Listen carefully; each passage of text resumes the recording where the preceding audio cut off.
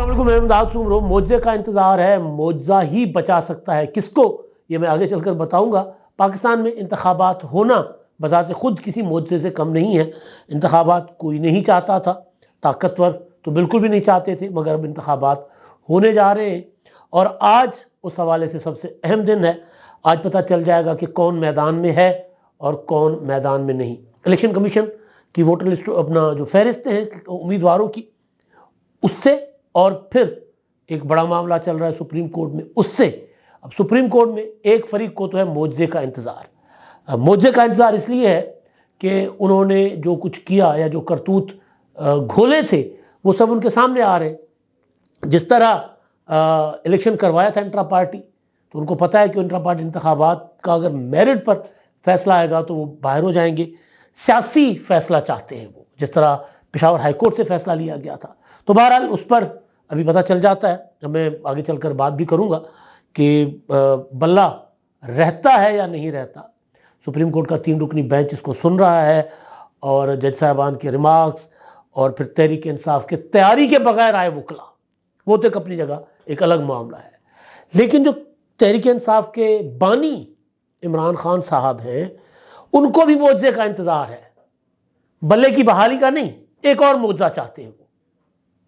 मेरी सादगी देख मैं क्या चाहता हूं वाला, कि खान साहब चाहते हैं कि एस्टेब्लिशमेंट उनसे मुज़ाकरात करे। वो कह रहे मैं तैयार बैठा हूं, वो आज भी कोई मुज़ाकरात कर ही नहीं रहा, तो मैं मुज़ाकरात कैसे करूं, कैसे मुज़ाकरात होंगे। ये इमरान खान कह रहे हैं, आज वाले इमरान खान जेल में पड़े हुए। उनके लोग, उनके वकील आते हैं बाहर, कहते हैं जी इमरान खान साहब वो तो हौसले में है, वो तो दबंग है, वो कह रहे हैं जी मुझे कोई फर्क नहीं पड़ता, मैं जेल काट लूंगा, मैं जिहाद कर रहा हूं। इस तरह की बातें करते। लेकिन इमरान खान साहब कह रहे हैं कि जी मैं तैयार बैठा हूं भाई, अखियां उड़ीक दियां, दिल वाजा मारदा, आजा परदेसिया वास्ताई जो भी बहरहाल, तो वो प्यार था, हाँ वास्ताई प्यार था। तो वो कह रहे हैं आपका और मेरा तो प्यार था, मैं तो आपका माशूक था, मैं तो आपका महबूब था, अब आपने आंखें फेर ली और मेरा हशर देखो मैं जेल में पड़ा हुआ हूं। करो मुज़ाकरात मेरे साथ, इस तरह ना करो मेरे साथ। ये इमरान खान साहब की आवाज जो जेल के अंदर से आई है, किसके साथ उन्होंने बातें की हैं वो भी मैं आपको बताता हूं। लेकिन उससे पहले जो डेवलपमेंट्स हुई हैं वो, और फिर बल्ला और मुज़ाकरात की बात, उस पर मैं आगे चलकर बात करता हूं। हुआ यह है कि आज इलेक्शन कमीशन की तरफ से जो शेड्यूल था, उसमें कागजात नामजदगी वापस लेने का आज आखिरी दिन है और उसमें फिर जो मुकर्रर वक्त था उसको बढ़ाकर रात 9 बजे तक कर दिया गया है कि रात 9 बजे तक कागजात नामजदगी जो है वो वापस लिए जा सकते हैं। अब इलेक्शन कमीशन का फैसला जाहिर है, इस वक्त पूरे मुल्क में, खासतौर पर पंजाब में धुंध छाई हुई है। सियासी धुंध भी है और मौसमियाती धुंध भी है। सियासी धुंध छाई हुई है कि अलाइनमेंट नहीं हो रही, एडजस्टमेंट नहीं हो रही। अभी तक फंसे हुए मुस्लिम लीग नून, जो आने वाली हुकूमत, जो अपना मुतवक्का हुकूमत जो है, वो अभी तक फंसी हुई है, अभी तक एडजस्टमेंट नहीं हो पा रही। अभी तक अपने कैंडिडेट्स उन्होंने वैसे तो दे दिए सारे तकरीबन, लेकिन जहां जहां आईपीपी के साथ सीट एडजस्टमेंट करनी थी उन्होंने वहां वहां उन्होंने कैंडिडेट नहीं दिए। लेकिन फिर वो लोधरा वाला मामला उनका फंसा हुआ है। फिर मुस्लिम लीग कायदे आज़म के साथ उनकी अरेंजमेंट होने थे, वो एडजस्टमेंट होनी थी, वो नहीं हो पाई। वो चौधरी शुजात देगा फिर अंजे थे फिर सही, फिर असी भी गुजरात के चौधरी होने, तुझे अगर रायवंड के शरीफ हो तो हम भी गुजरात के चौधरी हैं, फिर हमने भी अपना इलेक्शन आप लड़ना है। उन्होंने भी हाथ खींच लिया, उन्होंने कहा हम भी एडजस्टमेंट नहीं करते। कराची में मुत्तहिदा कौम मूवमेंट के साथ 242 पर, इन्हें 242 पर, जहां शहबाज शरीफ, मुस्तफा कमाल पाशा और पीपल्स पार्टी के मंदोखेल साहब, कादिर मंदोखेल, ये उम्मीदवार हैं। यहां पर शहबाज शरीफ साहब ने, मुस्लिम लीग नून ने कहा था कि जी हमें ये सीट दे दे, आपकी हम सपोर्ट कर लेंगे कहीं और। तो मुस्लिम लीग अपना एमक्यूएम वालों ने कहा कि भाई कराची में आपका है क्या हमें सपोर्ट देंगे आप, हमें लड़ने दें, आपको किसी और सीट पर हम सपोर्ट दे देते हैं। तो बहरहाल वो भी मामला फंसा हुआ। ये मामला हो सकता है मेरी वीडियो आने तक ये मामला क्लियर हो जाए, लेकिन धुंध है। तो जाहिर अब किसने कागजात नामजदगी वापस लेने हैं, किसके फाइनल होने हैं, ये फैसला करने के लिए वक्त मिल गया है।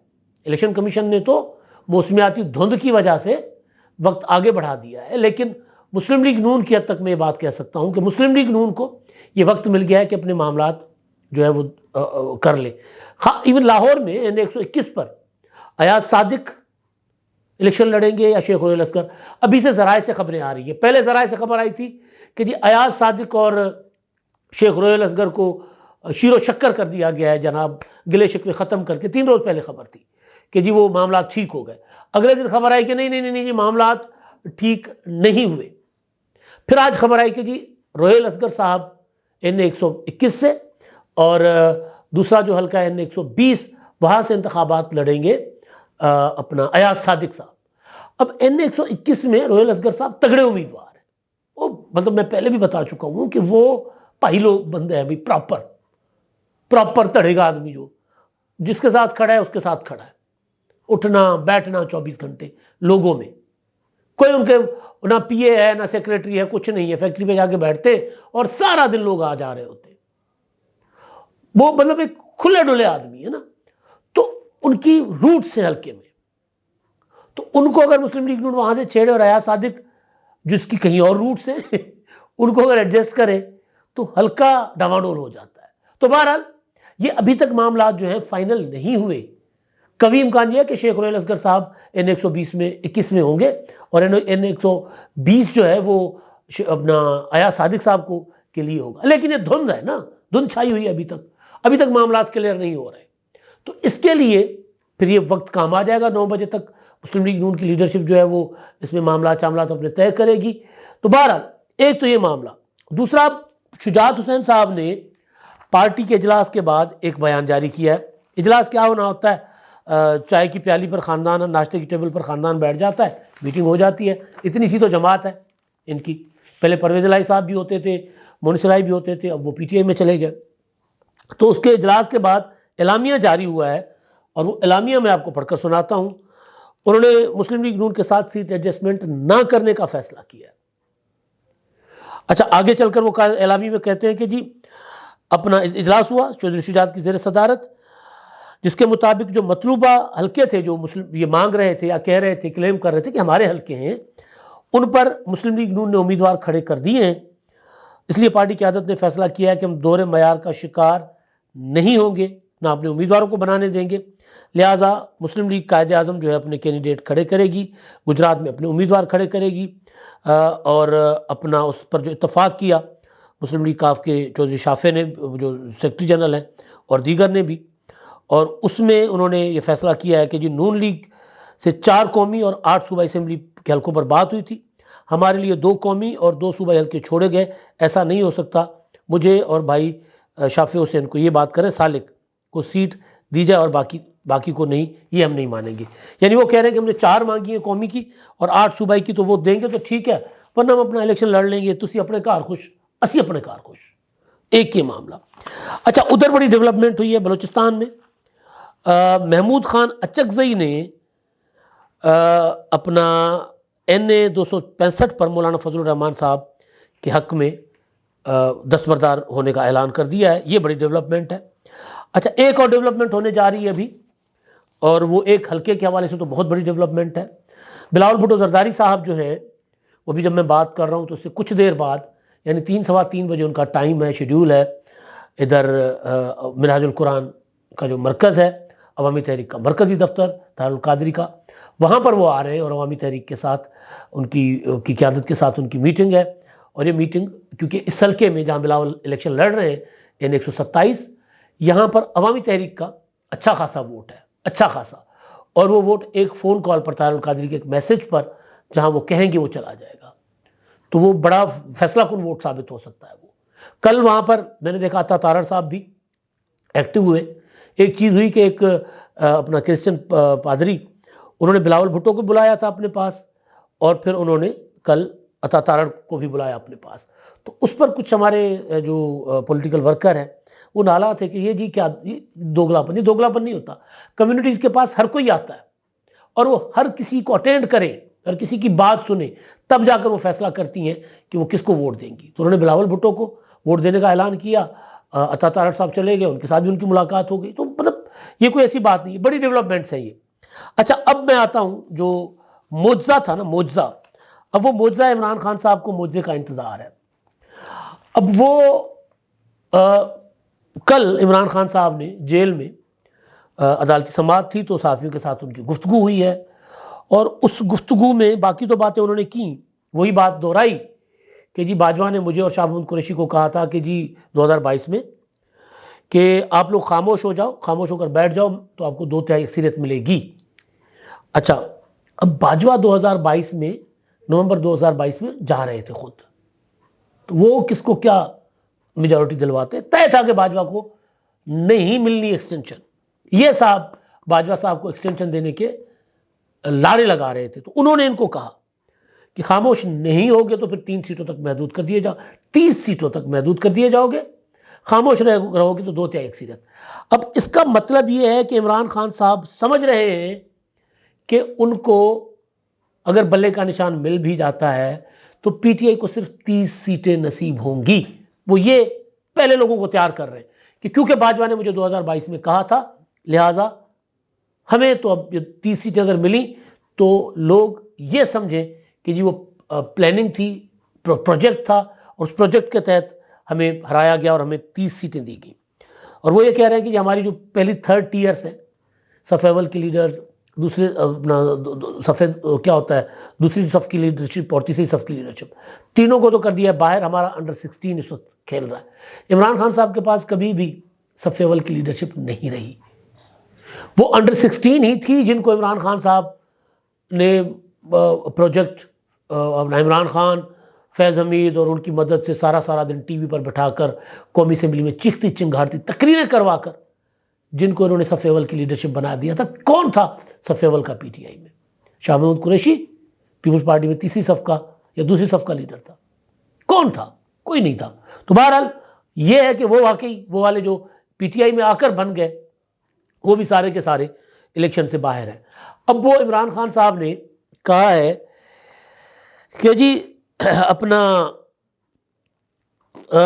हमसे सवाल हुआ जाहिर है मुज़ाकरात का, तो उन्होंने कहा हमसे कोई मुज़ाकरात करेगा तो ही मुज़ाकरात होंगे। अब ये जो जुमला है ना, ये जुमला ख्वाहिश का इजहार है, तरला है, मिन्नत है कि भाई मैं यहां बैठा हूं, इस नहज पर पहुंच गया हूं, मेरे साथ मुज़ाकरात करो। आपको याद होगा कि 9 मई के बाद, 9 मई से पहले इमरान खान साहब ने तो जनरल आसिम मुनीर का तकर्रुर रुकवाने के लिए लॉन्ग मार्च किया ना। जब वो आर्मी चीफ बन गए तो मुबारकबाद पेश की, फिर उन्होंने कहा कि जी मैं तो आर्मी चीफ के साथ चलने को तैयार हूं, फिर कहा कि जी वो मेरे साथ मुज़ाकरात करने को तैयार नहीं है। सदर आरिफ अलवी को इस्तेमाल किया कि किसी तरह मेरा राब्ता करवा दे आर्मी चीफ के साथ। सदर आरिफ अलवी ने आर्मी चीफ को कहा कि जी इमरान खान से बात करें। उन्होंने कहा कि जी आपके साथ तो मैं बतौर सदर बात करता हूं ना, तो उनके साथ मैं नहीं बात कर सकता, वो सियासी लीडर हैं, सियासी लोगों से मैं बात नहीं करूंगा। एक बार नहीं कई बार, तो और एक दो बार नहीं कई बार इमरान खान साहब ने इंटरव्यूज में और व्लॉग्स में, वो जो रोजाना कौम को खिताब करते थे ना, उसमें खान साहब ने कहा कि जी देखें मैं तो अपना चाहता हूं आर्मी चीफ से बात करना, मेरा फोन ही नहीं उठाते, मुझसे बात ही नहीं करते। अब फिर उस नहज पर आ गए कि जी मेरे साथ मुज़ाकरात करें, मैं तैयार हूं, लेकिन आर्मी चीफ मुज़ाकरात नहीं कर रहे क्योंकि सियासी लोगों के साथ तो इमरान खान साहब ने मुज़ाकरात करने नहीं है, तो सियासी लोगों के साथ बैठेंगे नहीं। दूसरा वो कह रहे हैं कि जी पूरी दुनिया सुप्रीम कोर्ट की तरफ देख रही है, अगर इलेक्शन ना लड़ सका तो सुप्रीम कोर्ट जाऊंगा। सुप्रीम कोर्ट में ही है मामला पीटीआई का, और सुप्रीम कोर्ट अगेन ये वही चीफ जस्टिस साहब है जिनको इमरान खान साहब ने चीफ जस्टिस बनने से रोकने के लिए पापड़ बेले थे, ना जाने क्या क्या किया था, रेफरेंस भेजे, पूरे वकील इनके जो है, अपना वकील कह रहा हूं, इनके वजीर जो थे, पूरी की पूरी वफाकी काबीना बाजमात प्रेस कॉन्फ्रेंस करती थी सिटिंग चीफ अपना जज के खिलाफ, लेकिन चीफ जस्टिस बन गए। अब बन गए हैं तो अब सारी उम्मीदें जी मेरी उनके साथ है, पूरी दुनिया उनकी तरफ देख रही है, मैं तो मुज़ाकरात के लिए तैयार हूं, कोई मुझे सुने तो सही। ये रोने का आलम है ना, क्योंकि अब उनको पता चल गया हुआ है कि जी उनके जो जजेस थे वो तो सारे जा रहे हैं और भी चले जाएंगे। अभी इस वक्त जो सुप्रीम कोर्ट में चल रहा है बल्ले के निशान का मामला, इलेक्शन कमीशन ने चैलेंज किया पेशावर हाई कोर्ट का फैसला, और तहरीक इंसाफ के वकला आज हामिद खान आज खड़े होकर सुप्रीम कोर्ट को कह रहे थे कि सोमवार तक समाअत मुलतवी कर दें। चीफ जस्टिस ने कहा अगर सोमवार तक समाअत मुलतवी करेंगे तो हमें पेशावर हाई कोर्ट का फैसला भी मुअत्तल करना होगा, लिहाजा हम चाहते हैं कि इस मामले को सुने और कोई ना कोई फैसला करें। अब जो अदालत की अब तक की कार्रवाई है वो तो ये बता रही है कि बल्ले का निशान तहरीक इंसाफ को नहीं मिलने जा रहा।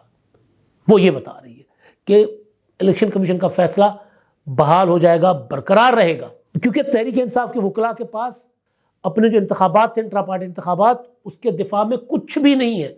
वो अपना डिफेंड नहीं कर पा रहे, अपना केस नहीं रख पा रहे सुप्रीम कोर्ट के 3 रुकनी बेंच के सामने।